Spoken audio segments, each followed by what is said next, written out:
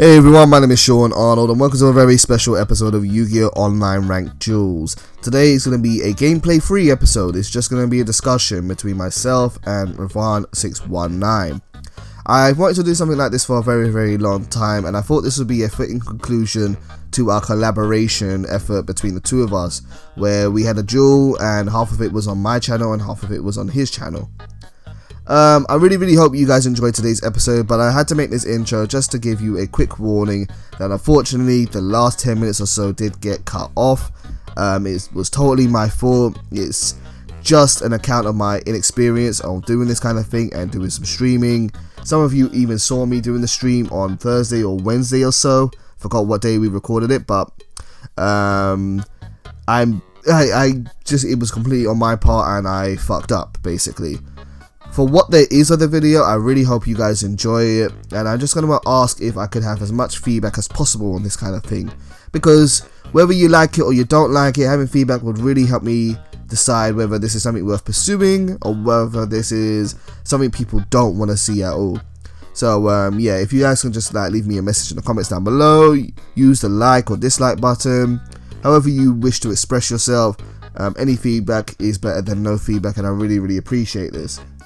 Also, I have included an MP3 link to download this episode in case you feel that this episode is too long to sit down and watch and you'd rather take it on the go with you and listen to it on your smartphone or whatever media player device you like to carry around with you during your daily lives. If you do take that method or do choose to download it, again, feedback on whether you decide to do that would also be useful, because then in the future I will know whether it's worth doing that again or not. Anyway, that's enough waffle from me. Hopefully you guys enjoy this kind of thing. Hopefully you enjoy hearing a bit more discussion as opposed to just pure gameplay. And hopefully if the feedback is positive, this is something I could do again in the future. Regardless, thank you for taking the time to listen to any content on my channel as always. And hopefully you will go check out Revan619 stuff as well. Thank you so much as always.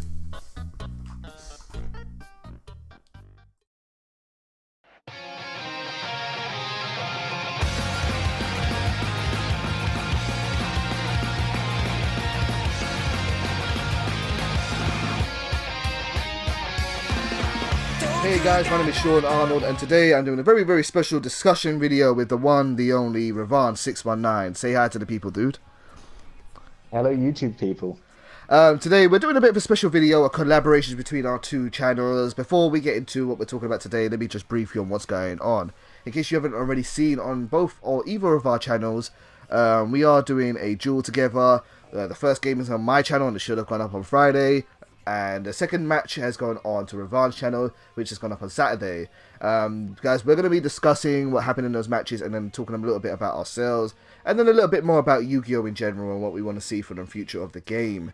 And so if you don't want to hear spoilers for those two videos, please go and watch them first. If you normally come to my channel and you see my content, I highly recommend that you go and check out Revan619's content, especially if you want to get into the game more competitively speaking.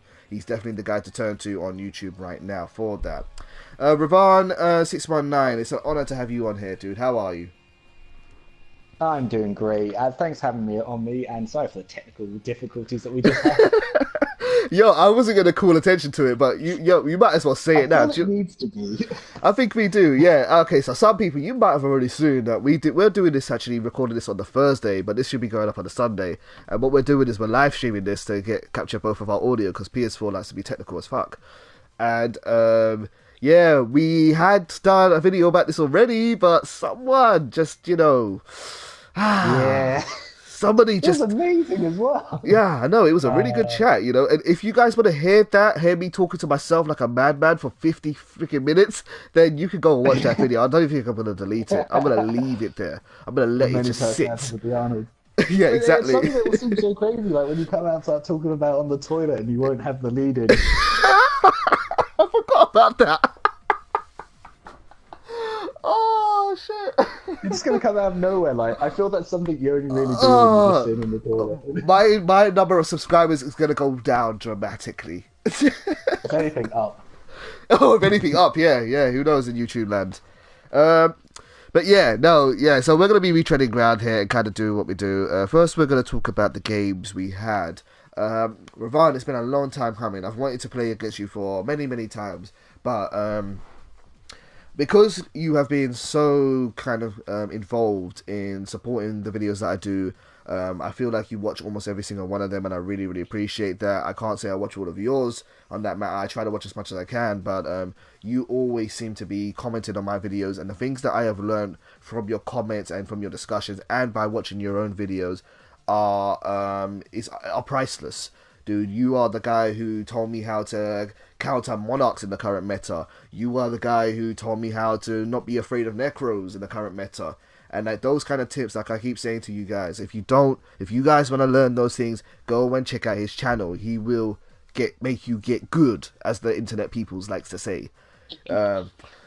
Yeah, no, and it's just I'm sorry that it's taken so long for us to get to this duel. I know you've wanted to do it for a while, but like I said, I wanted to make it a little bit more. I wanted to give it the attention it deserved and make it a bit more special. And hopefully, I've demonstrated that with what we're doing here. So yeah, no, it's a pleasure to have you, man. Yeah, well, definitely. Thanks for having me. And like I said, I got into Legacy of the Duelist because I hadn't played Yu-Gi-Oh in well over 10 years. Like just before they started introducing synchros and stuff was about when I last played. So when Legacy came out, I heard they had a tutorial mode that explained the new synchros, XYZs, and pendulums. I thought I'd get into it. And I saw that the day one, I couldn't find any videos on it. And same for about day two. So I was like, hey, why don't I just start playing around, scrubbing around as I learn things, put it on YouTube. And it was when I first got my first video, I had a search and I found one of your videos with like 80,000 views that had explained how you build decks. And I've just been following and watching your content since. And as I started learning stuff from watching your videos, from playing people, I just started commenting because I travel a lot for work. So I watch every one of your videos every lunchtime, every time when it goes up. I just love getting involved, talking, discussing with people because I feel like that's how you grow as a player. I'm going to completely agree with you on that, dude. To be honest with you, the whole reason why I started this, and I know I've said this before in other videos, I think I said it on my live stream recently, but the only reason why I even put the effort through this is just to talk about this with other people. I said this last time we did this video, but I'm going to say it again now. If you asked me that in 2015 and 2016 now, that I would be playing Yu-Gi-Oh again, I would have laughed in your face a year ago. Hell no, would I be saying Yu-Gi-Oh? I said that was in the past. I am done with that game. It's a broken mess. I am not interested. Screw the Light Swans. I hate them. It was just, it was just crazy. But this game has done such a fantastic job. It's what brought me into it, and having people to talk to has made my life, has made it so much interesting to me. We talked earlier about kind of the value of the game, and the amount of hours that I've spent into this game is more than any other game I have spent to in a long, long time. This game is coming up to like MMO hours for me, and that is largely because I've had people like yourself just to chat to about it, and I'm truly, truly grateful for that. It makes it so much more fun. Well, yeah, I think watching your videos has also helped keep it alive for me. The commenters that I have that come on and ask me about decks or saying, hey man, could you try showing me this deck, see what you can do with it? I'll be like, oh, I've never even heard of that. I'll do some research and I'll see what I can put together. Like even recently, I'd never played Mermails, so I decided to put up a random deck, took some feedback from people, changed it to the feedback, played it, put that up, and I did 3 or 4 videos all within the space of 20 minutes of just quickly taking some comments, taking feedback, and then uploading the next one and having people do the same. So it was all very rushed, but I had so much fun doing that. Like I never thought I'd get back into Yu-Gi-Oh like that and have so much enjoyment out of it. Like when I first got it, I thought it was going to be a £20 like little spend. I wasn't going to touch any DLCs, but it's been a year. And the meta's still back in January 2015, but I'm still playing it. I'm still enjoying it, and I've got very high hopes that they're going to update it in winter with a major update. Absolutely, and we're going to talk about that in just a minute, but first of all, let's talk about that match we had. Volcanics versus 4 Kings. This is a deck which I've been starting to do recently, and I'm really, really enjoying this deck here, but needless to say, I got bodied. I absolutely got wrecked in that game. Actually, no, I won't say I got completely wrecked. I've seen worse outcomes. It wasn't like it was a perfect, but no, man, that was definitely a one-sided duel, and I had a whole. I think the only life point damage I took was from my own effects. Yeah, probably, and I had a whole lot of fun just playing you against that deck. I remember you saying that you really liked the Volcanics deck like when you first started out, and I never ever actually thought that was the deck you were still running. That was your tournament deck, but no. I remember a long time ago you said the Volcanics are really really good, and I was like, yeah, sure they are. I was like, oh yeah, sure they are, yeah. They're not Necros though, are they? Yeah, and that's what I expected. And when you started playing them, you're okay, so on my channel, I talk about strategy a lot. I talk about kind of the things you need to look at if you want to go from just a casual player that summons big monsters to a more competitive player. You need to look out for certain things, and having a good draw engine, having good resource management skills are things which don't just work in Yu-Gi-Oh, but kind of work in all video games, and also even in real life. It's business as well, kind of in a way. And if you want to see a well-oiled machine, check out those videos and see how well those volcanics work together. They're almost perfect. I honestly could not see many flaws in that. Yeah, they have an amazing draw engine. Like I said, when I first started watching your content, I watched another guy called Gilly Gaming, who normally did Dark Souls, but he did some Legacy of the Duelist stuff. And there was another guy called Absolute Anime who did it as well. Oh yeah. And I decided. Oh, you know Absolute Anime too. I want to play these other YouTubers. Oh, okay. So when I started doing that, I was like, okay, I want to design a deck that's going to be the YouTube killing deck. And obviously, you look at the top meta, you look at Necros, you're like, oh, it's consistent, but it's too try hard. You look at Shadol. Shadol was my first competitive deck in this game because I played spell counters till I learned about the current meta. And Shadol casters, it was always my deck back in the day. That's why I use Window as my profile picture on YouTube. I absolutely love spellcasters. I've got Dark Magician Girl as my banner. And I've got friends who do graphic art and stuff. Now they've offered to make me some prop stuff, and I was like, no, I like the crap I've got. But and then Burning Abyss, then what was it? Necros, Shadol, Burning Abyss, Cleafor, and of course Dark Matter being the most OP piece of awful ever. But I was like, what else is top there? And I was like, well, heroes are really good, but I feel like there's a lot of ways around it. Then I was like, Volcanics. Basically, another player told me that Volcanic Reload was in the game. I had no idea it was in the game, which was Zetzberg's Gracer. The moment he told me this was in the game, and he's someone who I had a lot of respect for. He's one of the best players in the game. He knows everything inside and out about the game. He's an absolute freakish god when it comes to card knowledge. And when he told me that Reload was in the game, I was like, I have to make a Volcanic deck. I didn't see much play in 2015. I think it only topped once. But I think it's because people had forgotten about it. It is so good. It has such good resource management. It pluses like crazy. If you stay upright, you can nuke the monsters in the field every turn. And you can just keep going and poking them. If you ever drop your opponent down to 1,500 life points, you're guaranteed to win. Because the moment you get off that scattershot play, which you can do in either player's turn, you're going to win. It's so good. Dude, I loved that about the deck. The way I was like, holy crap, this is combining attack and effect damage together perfectly in a way which is a detriment from each other, because normally you have to either go full burn or full attack. There is no mix between, unless you're going to count Gaga Cowboy. But your deck really works together, and it's actually a deck. I'm so glad I saw this now, because it's actually a deck which I wanted to make many years ago, where that was the fire gimmick. The fire gimmick was that oh hey, these are cards which can do attacking, but they also hurt you in other ways as well. They burn you. They're fire effects, and you've made it work. Yeah, that's a good way of saying it. Physical burn. You're really good at saying it. So you built this deck to be the Yu-Gi-Oh killer. Be the YouTube killer. To hunt other YouTubers. So does that make you the Randy Orton of Yu-Gi-Oh? I ended up using it in tournaments in the end, because I never actually got around to doing it. Like, I played Gilly Gaming and he used it and he was like, this deck is amazing, and he instantly just built a copy of himself. And I wasn't using as an effective draw engine when I first made it. I was using Anti-Spell Fragrance because I designed it to shut down Necros and Klee. Oh. And then I played it again, and I looked at the guy who did it in tournament, who used Reckless Greed, and I was like, wait a minute, because Volcanic Reload can let me draw during my turn and my opponent's turn extra, I can use Reckless Greed with no drawback. I still pretty get much normal draw. So yeah, I made Reckless Volcanics, and it's the most physical burn deck you'll see. I side decked it to be able to switch back into my old anti-spell fragrance version. So if I do go up against Klee or Monarchs, I've got Mask of Restrict in there and all sorts of other little things. You'll see me side decking at the start of my video. Well, if you want to, and as always, if people want to see more of it, other than what the videos that we made, of course, there's videos on your channel as well.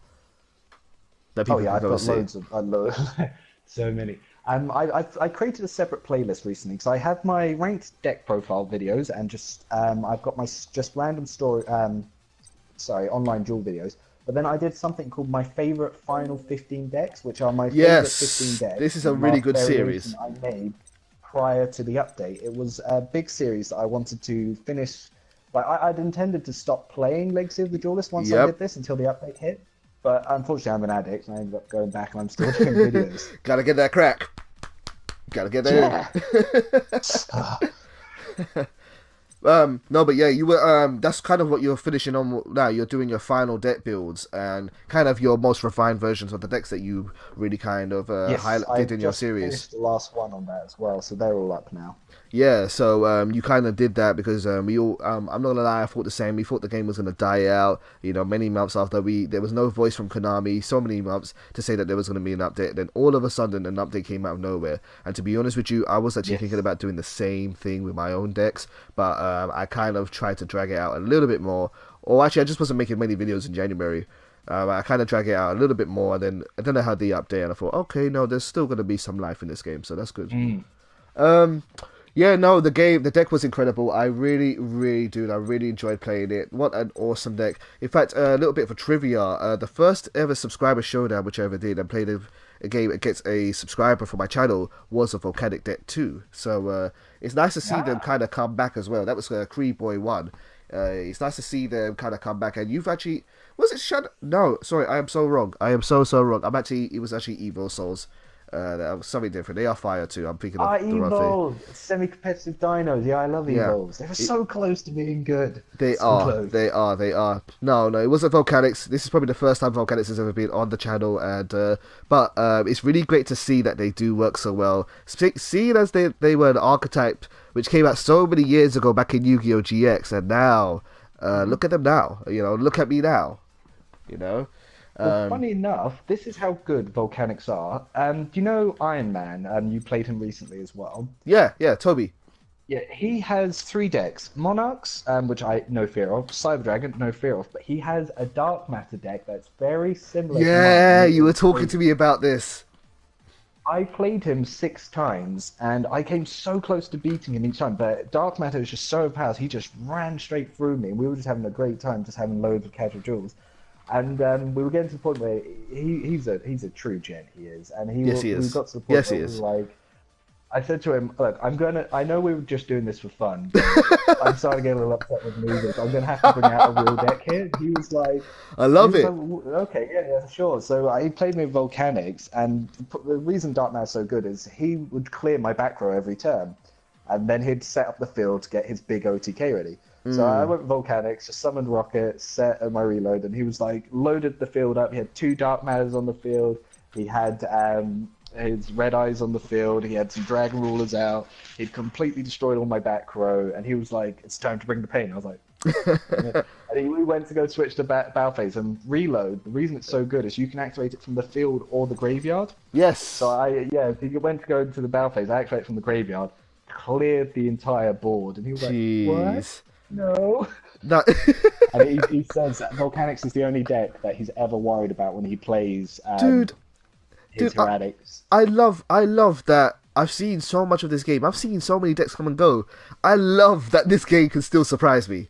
Because when you did that, first of all, you did that to me as well, where you it wasn't as dramatic or as what you just described, but I think in the first game, you Snatch Steel and you destroyed Snatch, one of the Volcanics, the field spell, and another card, and you did that all from the graveyard. I was like, you could do that for free? That was free? Yup. That's the way I play this game. That's the way I play this game. I always equate cost to effect. I'm like, no, why can you do that for free? That doesn't, no. What? No. Exactly. No, that was awesome, dude. It was just an awesome display, and I really, really enjoyed playing against it. I tried my best to side deck against it, but I wasn't really prepared for the insanity of your graveyard control and your Yeah, you really need to shut down my effects on the field, stop me searching reload or shuffling my grave back into my deck. Yeah. And you need to stop me being able to send stuff to the graveyard. So stuff like Macrocosmos stops a lot of effects. Fiendish Chain or Skill Drain, it can slow me down, but the deck still has outs to it. It has outs to everything. You just need to draw them. And no one is ever a bad player because they didn't draw their outs. I will never consider someone a bad player if they didn't draw their out to something. Yeah. But that's why I love Volcanics. It just pluses so well that I can get my outs almost guaranteed. Yep, and it it's one of does. those decks, it's so hard to brick. There are ways I can brick. I've done it where I've drawn 3 shells and 2 magic planters. I'm like, there is nothing I can do for That would be, yeah, that makes sense. That I was wondering what you were talking about in the last time we did this video about how it could brick, and yeah, no, that would be bad. Well, yeah, the first tournament I actually played with this, because it did become my tournament deck, was against a mirror match against a guy called Unity93, who won the second tournament that I wasn't in. But in the first tournament, I knocked him out in the elimination because we had the mirror match, but I just drew the bare hand.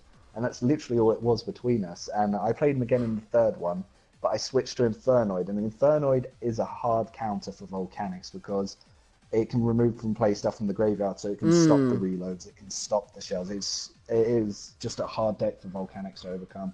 And it's the only deck I worry about when I play because even remove from play decks, they'll have 1 Macrocosmos, doesn't bother me. They'll have 1-dimensional Fissure, but I think that only affects monsters, so again, doesn't worry me either. Now, that wasn't actually what first appealed you. The draw engine wasn't what appealed you to this deck, was it? What was it that made you want to pick up Volcanics? No, it was... Okay, I used to love the anime. Like, Yep. Where I went to school, probably the same as you, in a sort of a London school. Intelligence is frowned upon. Anything outside sports is frowned upon. I remember first watching Pokemon, like... This is amazing. I didn't even know what the word anime was at this time. And when Yugioh came out, Dragon Ball, Tsunami, it was beautiful, and I really loved Yu-Gi-Oh. Mind's I loved blown. The original series, but GX, I was watching GX before I stopped playing, and there were some really cool characters that came in. I love GX. Axel was such a badass. I loved Axel. I know you've got a few opinions on that that you're more than happy to share. But I will. Don't worry. Start off with what your thoughts on Axel were. No, I've got him up on the stream just now. Axel. Yeah, no, Axel made me laugh. Do you know what? I mean, I'm just going to flow through all the Yu-Gi-Oh! Characters in the campaign. Yu-Gi-Oh! Is easily my favorite version of Yu-Gi-Oh! Because of all the characters you count.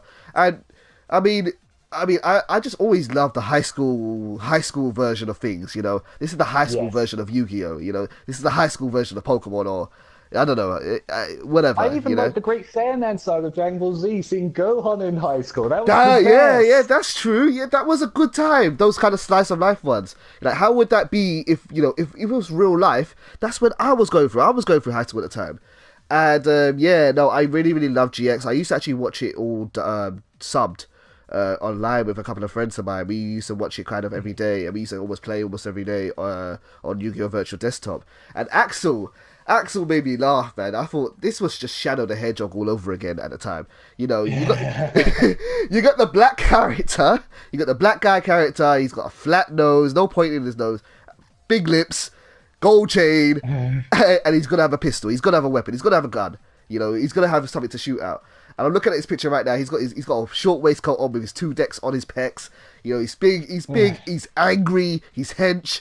Just typical stereotyping. And I love it. I love that stereotype. As a kid, I didn't know anything about stereotypes. But, fuck identity politics. But when I first saw Axel, I was like, this guy is the coolest guy. Like, he's coming in with, he's got these massive biceps, got these decks in his chest, he's got this awesome Egyptian bling. He's like, I ain't gonna do this, I got a gun.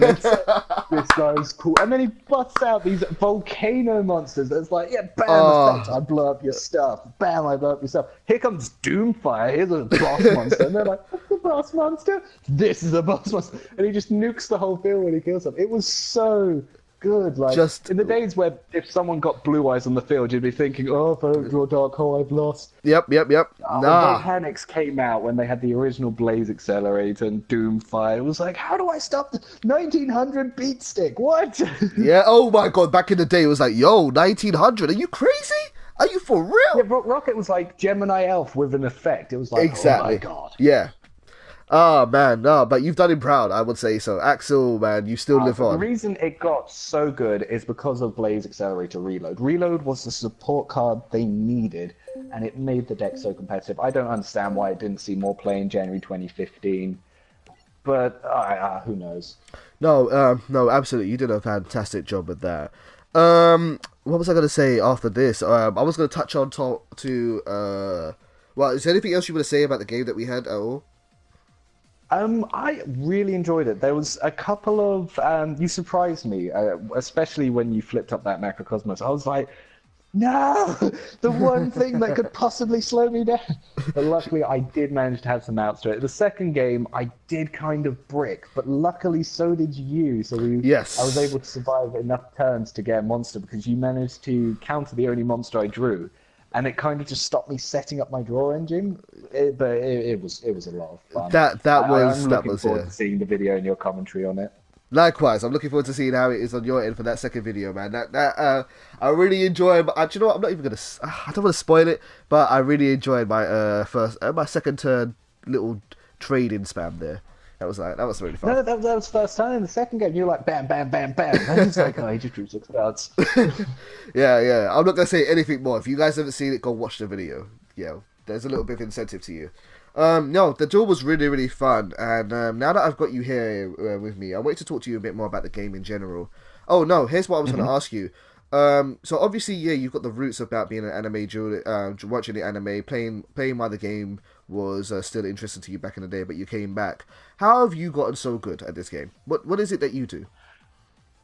Well, what it was, I got Legacy of Duelist when I first saw a couple of things. I was looking for videos, and the tutorial mode really helped. I thought it was amazing. I thought the challenge was amazing as well. I'm not trying to say Konami wasn't lazy with the story mode. Like, we were talking about an adventure mode, which we can come into later on with what we want to see in the update. But what I did was, I decided that I wanted to get good at Yu-Gi-Oh! Again. So what I was going to do was record my stuff using just the PlayStation share function, pin share, and just uploading the 15 minutes of me live talking about the game. And then, of course, you'd get those hardcore players who'd come in and be like, oh, you're such a scrub, here's why. And I'd be like, oh, okay, I can learn from this. And so what I did was I just started talking to people. Every time I saw a deck that was new and crazy and scary, like the first time I saw Necros, I was like, what is it? Same. Or the first time I saw Kleeport, the first time I played Klee, someone got 3 towers out on me by turn 2, and I was like, oh my god, what happened to the game? So I really decided that I wanted to learn how to play these, how to beat them. Obviously, I found Shadow, which was the first competitive spellcast deck I'd ever heard of. So instinctively, I was like, this is now my deck. And yeah, and it was just so fun. So what I did was if you go back to my old stuff, it's got worse quality, worse audio, but the worst playing skill. But I go on a journey. You watch me go from scrub to quite expert. I met some really good players along the way who I kept talking to. Like, I met the original rank 1, which was Le Diablo Blanc, who he was the one who exposed one of the other top players as a cheater, and he showed me how he did it, and we did a video on how you catch him out for that and what he was doing and why he was saying the rule was all messed up. And that created a lot of drama, and that's how I originally got to make it. I remember that. You had some drama on your channel that one time. I remember that. Yeah, it was beautiful. The view count was amazing. He's the guy who got me to be a paid YouTuber. I absolutely love him. He came in and he was chatting so much smack. Because he was the highest player, he had his own YouTube channel on about 200 subs. It wasn't much, but it was, for me, that was crazy. I'd like 4. And yeah, he sent everyone to my channel to chat crap. He went to all the big streamers, which are some really good guys. I'm friends with them all now that they know what actually happened. And they all came over, and there was so much commentary on it. Everyone probably thought they were dogpiling me, but I was loving it. I was like, looking at this video, I was like, oh, it's got 2,000 views, 70 comments. Yep. YouTube, you're offering me to be paid for these videos now? Thank you. Yeah, no, absolutely. But I decided around then as well that I needed to become competitive, and I wanted to do it. So I started looking at tournament stats. I started researching decks. I started watching other YouTubers, what they were doing. I met Zexabo Excavator, who was he played, I think it was Dev Pro, I could be wrong, but it was one of the PC ones. He was the top player during Dragon Rulers format. He used Obelisk Dragon Rulers deck, and because he teched Obelisk, it couldn't be targeted by Blaster, so he had a massive advantage against other Dragon Rulers, and obviously he couldn't even big eye that. So, yeah, he was top of that. He had a 900 strong clan, and I used to just throw ideas off of him. And he was one of those people who was never going to be like, look, this is how you play Yu-Gi-Oh!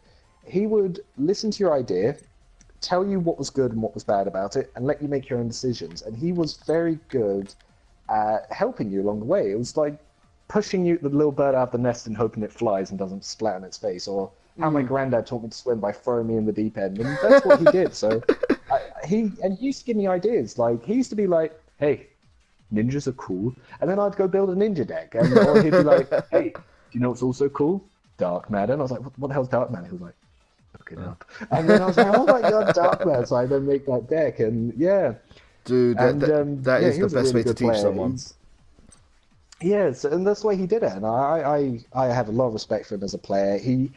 He doesn't take Yu-Gi-Oh! Seriously as well. He might be a walking encyclopedia, but he doesn't take it seriously, and he doesn't like people who take it seriously. So I have a community for tournaments, and he's always mocking people who take Yu-Gi-Oh! A little too much to heart. And then obviously they're like, oh, why do you let this guy in the group? He's so horrible to me. And I have to like be like, look, guy, he's just having fun. Don't take it seriously. He's not coming to your house. He's not taking your lunch money. It's just Grandpa. Just let Grandpa be. If you don't like it, just don't feed the troll. Yeah. But, well, that's how that happened. That's what I was going to get you to touch into, is that you do tournaments every now and then, and yes. I wanted to say to people, if you guys want to test your skills out, and you have the game, and you want to try and get in contact with more competitive players, hit up Revan619 on PSN and see if you can get into his next tournament. Do you have a date for your next tournament yet? Yeah, it's on the 27th of February. It's very easy to find. If you look at if you search my PSN name, Revan619, you can see people's communities, and it's like Yugioh Legacy of the Duelist tournament community. You can join it, and on the announcement, I have a link to a sign-up page where it's got all the rules, when it's happening, all the times, all the dates, and I always put it up to here. And there's about 300 other players. So if you want to go on, discuss decks, or just find some people to have some friendly matches with who aren't going to quit on you, it's a good place. If you want to get competitive, go into tournaments. Or if you just want to sit and post pictures of rage quitters to add to CGAM's rage quit list, then do it. That's mostly what people do these days. Yeah, no, it's true. Less pictures about rage quitters and more Yu-Gi-Oh! Discussion, but hey, it is what it is what it is, and at the very least, even if you don't sign up for the tournament, it's worth joining the community. And if you want to play against a competitive player, just put a message down, say anyone want a duel. And I've had that before sometimes, where people just say anyone want a duel. I'll say yeah, okay, I do. And if you want someone who's a bit more, definitely isn't going to rage quit on you because they're part of the community, then that really works out well for that. Okay, sir. So what I want to touch on to you next is I want to ask you about the future of the game and what you want to see updated. We got the announcement last month that an update will be coming for the Legacy of the Duelist. There will also be 3 other video games at least this year, and also we got the movie coming out this year. So it's gonna be a big year for Yu-Gi-Oh. But in regards to Legacy of the Duelist's winter update, what is it that you want to see the most? There's so much that would be good on this. I think the one we have to start with is I want to see an up-to-date ban list and up-to-date cards. Yeah, and absolutely. Using the emergency ban list at that. Yeah, I was I can't remember when I did it, but I was ranting and raving about this not too long ago. I don't know if even if I did it in a video or I just kept it to myself. But I remember thinking, or at least saying, that the whole thing that keeps this game fresh is that it keeps getting updated. The reason why this game has survived for so long is that we have a ban list that changes, and a few changes to a ban list can make the whole world different for you, and it can keep the game just revitalized for a couple of months. And I was worried for a long time that Yu-Gi-Oh! Legacy of the Duelist wasn't going to get that it was just going to be left as is, as with every other Yu-Gi-Oh! Game in the past. They usually get updated for a little while and then they take down the servers and stop updating them, and so they're out of date. And I was worried about that for the game for a while, but when I heard that it would be updated, I was like, yep, that's cool. I hope they bring in the new list. However, the current TCG list is a little, well, the current environment, I would say, about the TCG is a little bit broken. Um, And yeah, until February 8th, it was horrible. I'd meant to start playing Yugioh Pro, but it was just there was only one viable deck, and it was Pepe. It was Pepe or you don't play Yu-Gi-Oh! And even then, it was whoever goes first wins. You're going to first turn Cyber Infinity, you're going to first turn the new Traptrix monster, and you're going to have your setup. You're going to it was horrible. It's like whoever goes first stops the other person playing Yu-Gi-Oh! I was like, I don't want to do that. I'm happy to sit back in the Time Warp of January 2015. Yeah, no. I mean, when I used to play Yu-Gi-Oh a lot more. I grew up in a time where Yu-Gi-Oh only had like a few top tier decks, maybe one or two at the most, and so I know what it's like to see the same deck again and again, and that's boring. It's very very boring. But at least with that one, you would still see some variance between decks. Some cards will get tapped in, such as maybe you would see what can I think on the top of my head? Like Tsukiyomi, that used to be a tech card that people will put into their deck. That used to be a really, really good one. And so you will see at least a little bit of variety in the decks, and there was a bit of a room for customization. But the way you were describing this one to me is that it's not only just is it that one deck was competitive, but it's so broken that the other person doesn't get to play. And I've always been adamant about this, is that I don't ever want to play decks that are so broken that no one wants to play with me. Because if you ever got someone that wants to play with you or isn't having a good time, then it gets boring. You might be enjoying yourself by being being so ridiculous with your moves or so overpowered. But if the other person's not going to join you, not going to enjoy it, they're not going to come back. And I really worry about that for a lot of new players. And I really think it's something that really puts them off of it, of coming to the game nowadays, because there's so many different changes because the game is so old. Yeah, so I am, like yourself, I'm looking forward to a new ban list. I'm looking forward to new cards. I'm more than happy to see that. One thing which I really, really hope I see in this game is that they tackle some of the issues that we have with rage quitters. The online system needs a lot to be desired right now, and it makes me kind of confused because Yu-Gi-Oh! Because we've had free clients for many, many years, like Dueling Network, Dev Pro, Yu-Gi-Oh! Pro, and YBD before that. And their online clients were, maybe not so much YBD, but their online clients were really, really well balanced. They penalized people if they rage quit and they ran away. It was a really good, robust point system that was often revised and updated to make it better and better. And this one kind of just sucks. Well, yeah, I don't know who sat in a boardroom and decided that as a design feature that you'd just be able to press start and quit game mid-ranked match and have absolutely no penalization for it. Who pitched that idea, and how were they able to keep their job? Honestly, I think it's really, really bare bones. I think they really just tapped it in. And it's a shame because I can tell from the get-go this game was designed to be played online, but yet the online features are the least impressive part of this game, which is kind of confusing. It's kind of baffling. It seems like it was almost an afterthought, but it couldn't have been because this game was obviously designed to be played across a platform. Yeah. And we were saying in the last video that we have committed crimes sometimes. We have quit on some people. I will be the first person to admit that if I'm testing a new deck, or if I've only got 20 minutes so I need to leave to go to work, I'm just looking to have a fun game. And if first turn I see the first card you play is a Ritual Beast card, or you're like first turn Giant Soldier of Stone, I'm just like, oh dude, man, I don't want to sit here for 20 turns to try and get around your stall, or wait for you to finish doing your 10-minute turn plays, only to have you rage quit turn 20 because I finally managed to get around your stall. So I'll either surrender first turn, or sometimes I'll just send a message like, look, sorry, I don't want to play this deck, and I'll leave. And if they send me a message back saying, hey man, that's not cool, I'll be like, look, I'll join back in, I'll surrender, and then you can still get your win. But I will admit that I've sometimes left a game, but turn one, where I'm just like, oh dude, I don't want to hang around for this. Or even if it's someone's overplaying in turn 15, I'll send them a message like, look, dude, you're spending way too long. Look, here's what my face down is. I'm not going to activate it, just attack, win. I'm cool, man. I don't. It's true. It's No, just that it's true. Sometimes, you're spending way too long here. Like, yeah, I'm sometimes getting just get it bored. over and done with. No, I used to hate those decks where I can't really think of one right now. I think maybe Dragon Rulers used to be this one where they used to like mill their whole entire deck in the first turn, and then the second they'll leave it, and then the second turn they just summon this monster, this monster, this monster. But the wait to get there was like, okay, I get it, you beat me, just get it over and done with, please. Oh god, you should see what some Gem Knight decks do. Gem Knights, a couple of builds I've seen on Legacy, Yeah. they'll use loads of stall cards like Swords, really Revealing Light, and a Nightmare Case. They'll keep delaying you and sending stuff to the graveyard, and then they'll fuse 5 monsters. But every time they fuse, they have to ditch a card from hand and return the fusion back. So the turn takes so long, and if you've got no back row, you're just like. That's great. I'm watching someone summon for 6 minutes to kill me. I'd love to see a feature that I can surrender during my opponent's turn if I just don't want to play, so that way they still get their That would be point, good. and I don't have to hang around. It's true. It's funny that you mentioned that about Gem Knight decks. Actually, that's a deck I'm working on right now.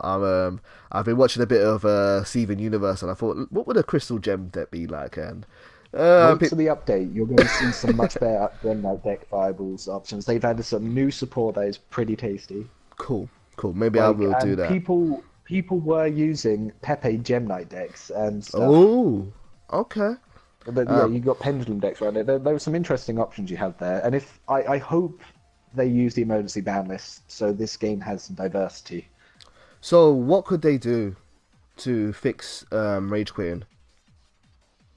I think they should have a penalization of it. Honestly, I think that once you're in the game, they should remove the exit function.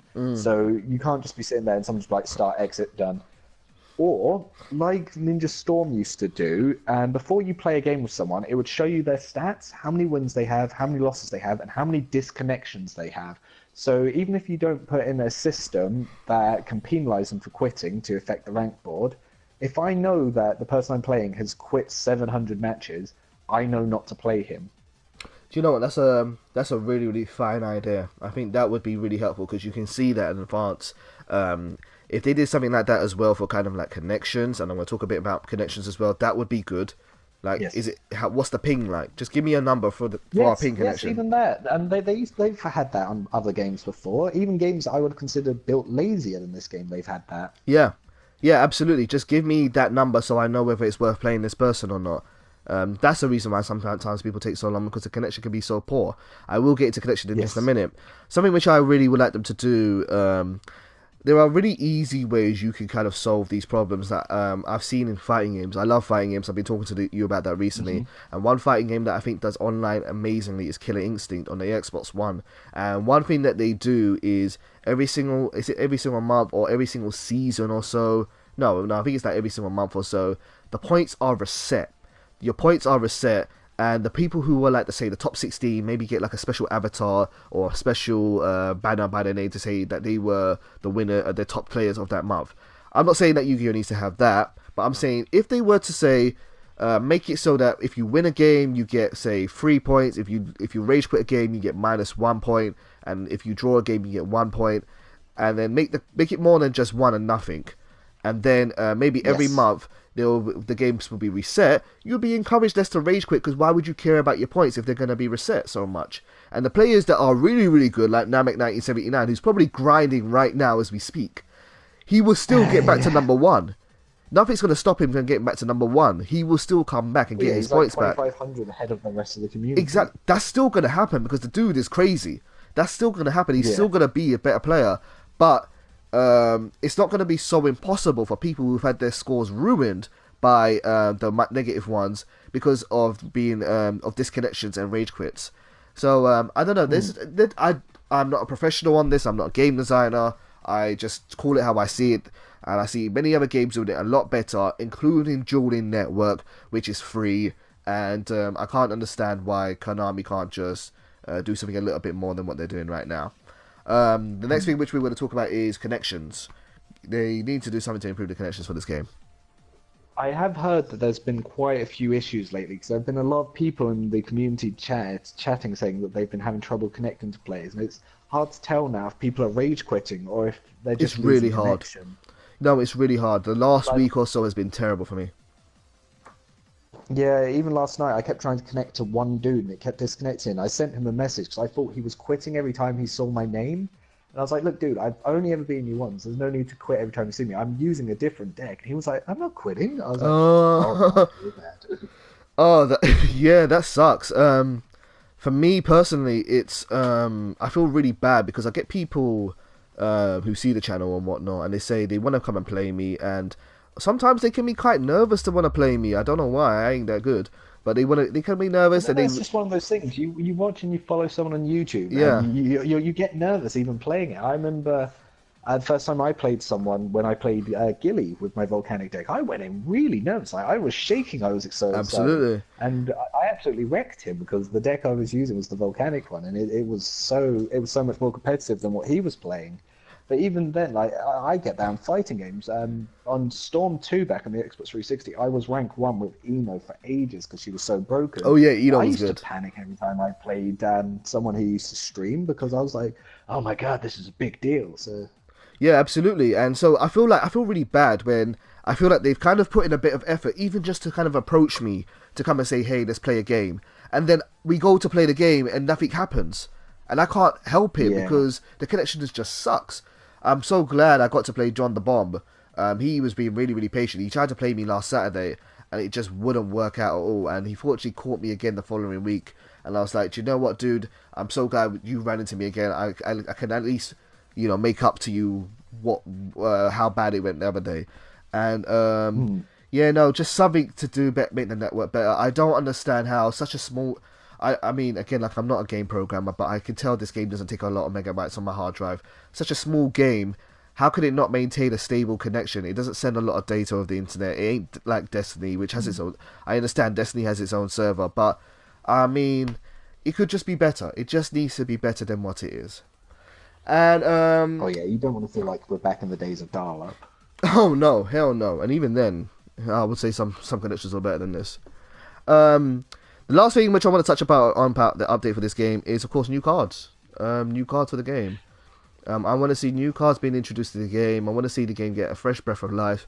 But what I wanted to ask you about is how would you like to see those new cards introduced? Do you want them to be free, or do you want them to be paid? Um, well, there's two ways they could easily do it. They could either add in DLC, which has the new packs themselves that actually got released in real life post this game. So when you have Breaks of Shadows, you get Breaks of Shadow DLC, or the Wing Riders or Raiders, whatever they're called DLC. You can do it like that, which honestly I wouldn't mind paying for because I bought the Same. other DLC. I feel like this game.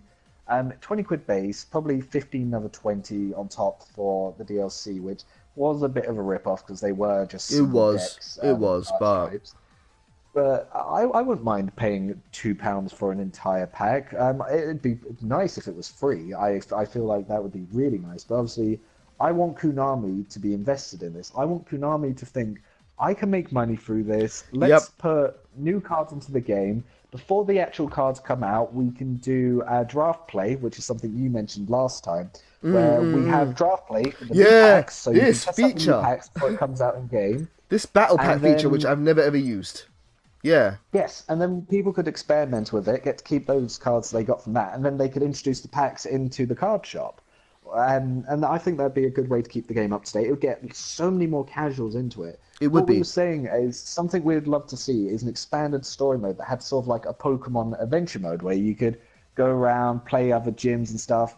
And I think that's what Konami need to do to make this game succeed. They need to aim it at the casual player to have this Pokemon-esque single-player campaign like the old Tag Forces games where you had your own character, your own story mode, where you'd get to interact with all the characters, work your way up to play Jack Atlas in the big duel arena, and then have the competitive side on next to it, like they have now, where you can go into ranked matches and you can just play other human players for ranks. That way, you'll have the large enough casual community to attract the hardcore players who will be coming in to show off how much better they are than everyone. And then the hardcore players are going to stick around to be doing these seasons to compete for the best. And of course, that's going to get people into the real life game because if they can test out there, then they'll be willing to drop money to go off into playing tournaments. It'll build up people's confidence for all that.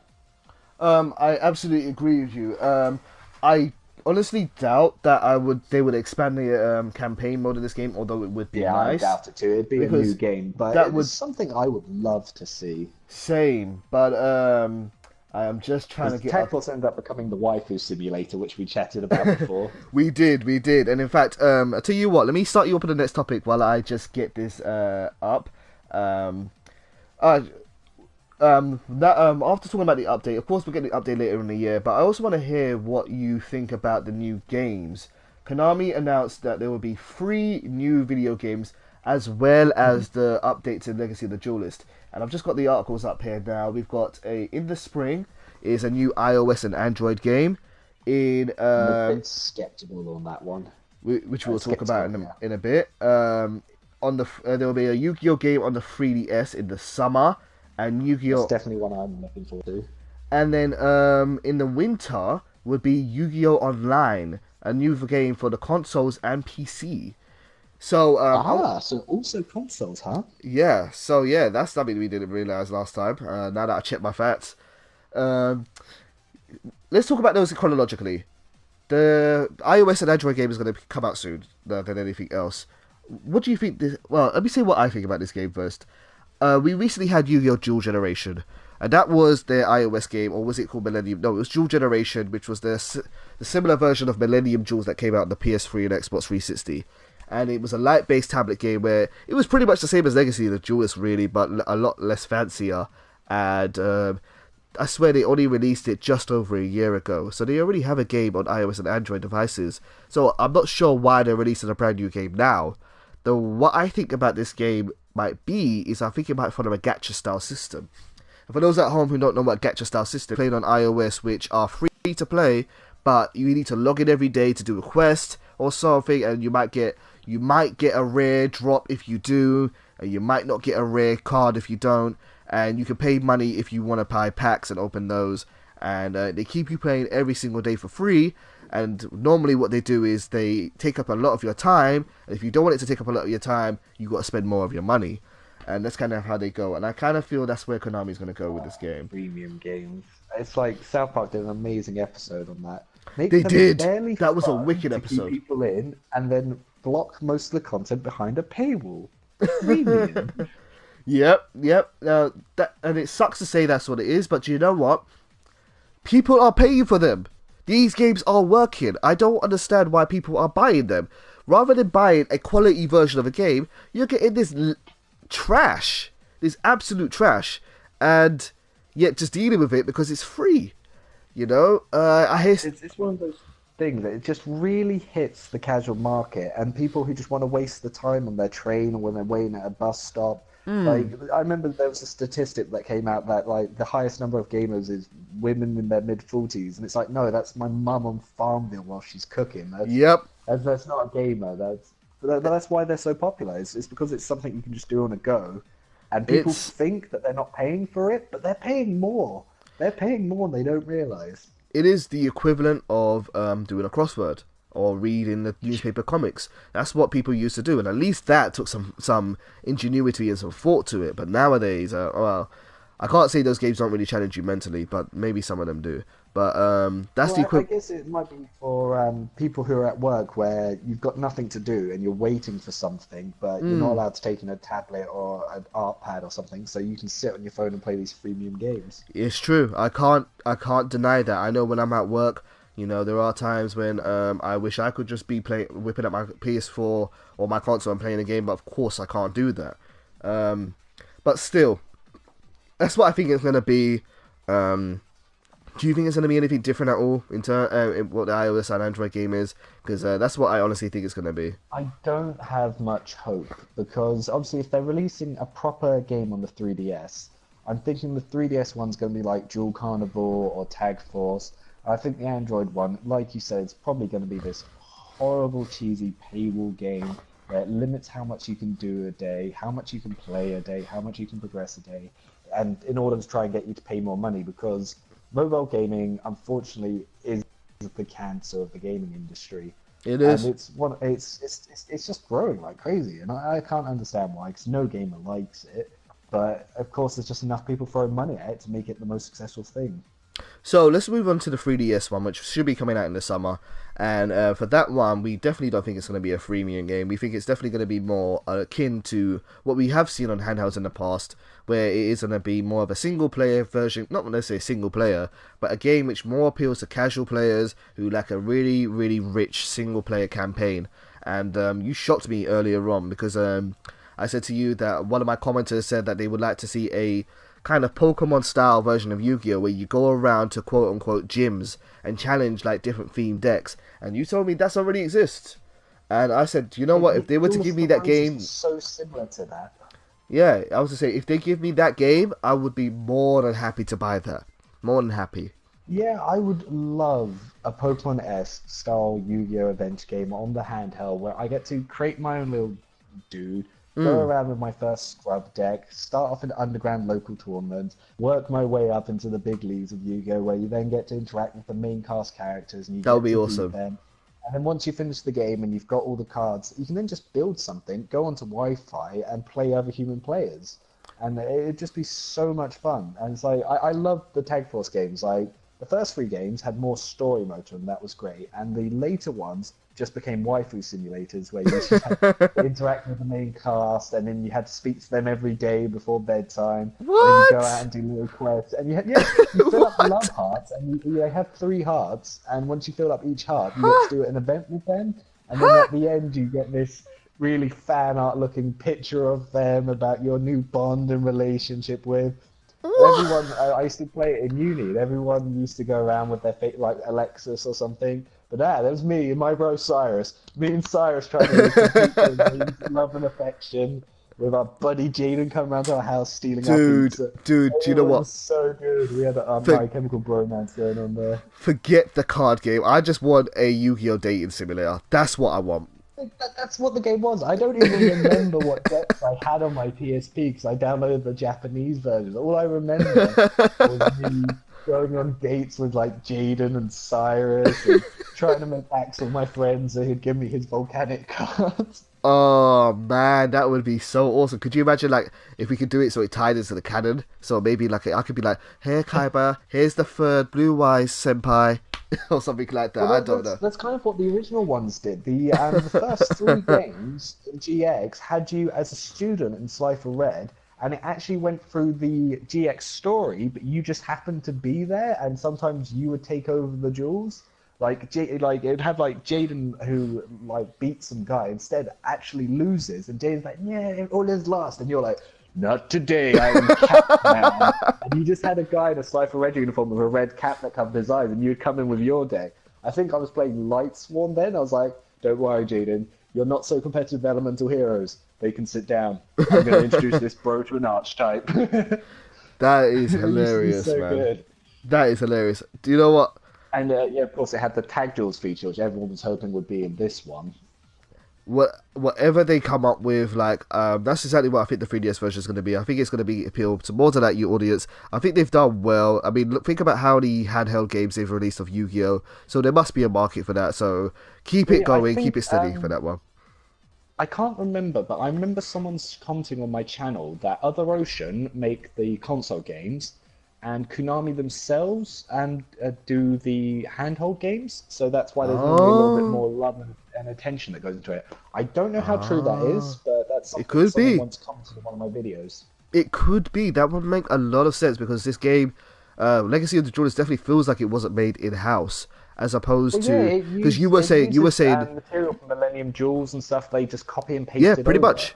Well, you were saying that how comes in the last video we did, you were saying that how comes that it doesn't have like saying that the animations for the campaign mode? How comes it's just images? That would be so good for the campaign mode. It feels so lazy. It's like text, text, text, text, text, text, text, and they even have some robot narrating at you rather than having the characters talk. Whereas like you've got like 5 different animes. Why not put in a bit of video there? But I think obviously because it was a download only, they had to try and keep it down because obviously the sound files and the videos would have been huge. But and if it wasn't done in house, they probably wouldn't have access to all those resources. They were probably just given a budget and a license and said you can use these characters, but you need to make the assets yourself. So that's probably how it went for them. Ended up copying and pasting it from an old game. Like like I think Yubel Jaden looks really cool, but instead we've still got the Justin Bieber Jaden as the only icon. Yeah, you're right. Yeah, no, Yubel Jaden's the best version of Jaden. It's a shame that Yeah. that series never got localized because I thought that was the best. Yeah, I completely forgot that the what was it? What was he Season called? 4. This something King? The Demon King, yes. The end of season 3 Yeah, when and Jaden all of starts season using the 4. evil heroes and stuff. That I watched that season and I remember in English, but yeah, it wasn't. It was never in English. No, Um, no. That was a but that yeah, was that an was one of the best that was ones. a really awesome Why one don't because you play with me, Jaden? Oh God, you better get out of my nightmares. maybe they couldn't find a way to cover it up, but that was awesome because like Hellkaiser Rio or what's it called in Yes, English? that was so cool. His duel versus oh my god, Jesse or whatever Jesse's name was in Japanese. His duel, he actually died in that game. Yeah, That was that was awesome. pretty dark. Like That was I really know in the dark. original Yu-Gi-Oh, when they first went to with the goons, like Pegasus wanted to see them, they'd turn up with guns and stuff. And they just Yeah, absolutely yeah, awesome. It's a yeah. shame. I hope with the movie, it's a little bit more grown up because obviously Same. this thing's 20 years old. People who grew up with this are going to be us in their mid-20s, Yep. and because I yeah, I don't was 6 when Yu-Gi-Oh came out. I don't think Yu-Gi-Oh So yeah, necessarily they're going to be in appeals to their mid the. twenties. We want to see the characters grow up. I want to see Kaiba using the new Blue Eye support and using Yep. a competitive archetype. I Yep. want to see Yugi, even if they have to release a new card for it, I want to see a competitive Dark Oh, Magician deck. absolutely. If they were to say do, I mean, I'm not the biggest fan of pendulums, but if they were to say do a pendulum Dark Magician deck, I would be all over that. Well, yeah, even if Yugi used Pendulum Magicians, that's a Yeah, thing. yeah, it is a thing. Yeah, that would make sense. Yeah, I think you're right about that. I think you hit the nail on the head there about how the new movie should kind of cater towards a hardcore audience because a bit more grown up audience because I don't think Yu-Gi-Oh is on TV anymore, and I don't think it really appeals to younger ones, even though they still are trying to push it that way because that's how the market is. I think Card Fight Vanguard has kind of slipped into that one and started to appeal to young people more. Yes, they are picking up that niche. But this kind of brings me into the next game, which is Yu-Gi-Oh! Quote unquote Yu-Gi-Oh! Online. Now that I'm looking at the article of this, I'm a little bit worried that this is called Yu-Gi-Oh! Online because it's supposed to be for consoles and the PC. Okay, if I talk about this in terms of consoles first, I hope this isn't Yu-Gi-Oh! Online, because we still have Legacy of the Duelist. I don't. Yeah, that's weird. Why would they update Legacy of the Duelist, the current meta, to Yeah, only then add on an online version that will be the exact same but without the story stuff and just the online? It seems weird to me. it seems very, very weird to me. Even if I was to consider perhaps this Yu-Gi-Oh! Online version was made in-house at Konami, and this one, Legacy of the Duelist, was exported to a different company, even then, it doesn't make sense to have two products kind of competing with each other. It's kind of Yeah, you're ridiculous. dividing your user base. It makes no sense. So here's where I think this could be going now. And this isn't what I originally said. Originally, when I thought this was just for PC, I asked you, how do you think it could be? How could it fit in? I said to you that we both agreed that we don't think it can compete with the free clients No. online like Dueling Network Pros and Virtual Desktop and so on. And we kind of went into this idea about having, say, a Steam release of a full price game for Yu-Gi-Oh! Yes. And how it could be kind of like the 3DS versions, but you are having a campaign, and it could be more focused towards the more nostalgic elements of Yu-Gi-Oh, maybe taking you back to the original series and so on. My mind has changed Yeah. now, and if you want to talk about that, you can do. But here's where my mind is going to be. Here's what I think this is going to be. I think if there is going to be a new Yu-Gi-Oh game for consoles and PCs, and they're both going to be the same, and they've clearly said Legacy of the Duelist is not coming to PC, I think it's going to be free to play. I think they're going to take the free-to-play model and they're going to put it on PS4 and they're going to put it on PC, and that's what I think Okay, it's so going you to be. mean like their old one and just had literally a virtual dual desktop? No, Basically, you just go in, it's got all the cards, you build a deck, and all you no, do is go online. no. I don't think it's going to be that at all. I think this is going No? to be like the Yu-Gi-Oh! Online game that was on PC a while ago, last year, and they got shut down. And this was a game where you started Okay. off, you went into a tutorial, you got given a free deck, and you had to either buy cards if you want new cards, or you had to open packs by winning jewels with them. And they would restrict you on how many jewels you could do a day. And that way you couldn't grind it out so far. Yes, okay, I remember what you're talking about now. The whole You're not my mum, Konami. Don't tell me how much Yu-Gi-Oh I can play today. Exactly. And yeah, If I these two think games are going to that's be why this, it failed. if these two games are going to be the same, and it's going to be the same PC game and the same online game, that's the only way I can see them doing this. Because they're not going to give you another game Yes. which you're going to pay for if Legacy of the Duelist is already out there. This game is £15 in the UK. So they've already done that. The only way they could do it otherwise is either to go full money and do a big campaign mode and do a big story mode and maybe charge you for a full price of a game. But if that's what the case was going to be, they wouldn't have nicknamed it Yu-Gi-Oh! Online. They wouldn't have called it Yeah, that. that makes Well, the way they sound, the title Yu-Gi-Oh! Online makes it sound like an MMO to me. You think so? I don't know why. Whenever someone throws the word online in there, it always comes across as like an MMO to me. Like when they did Dragon Ball Online or Yeah. well, anything, something online, the Fantasy Star Online. I always get this MMO vibe from it.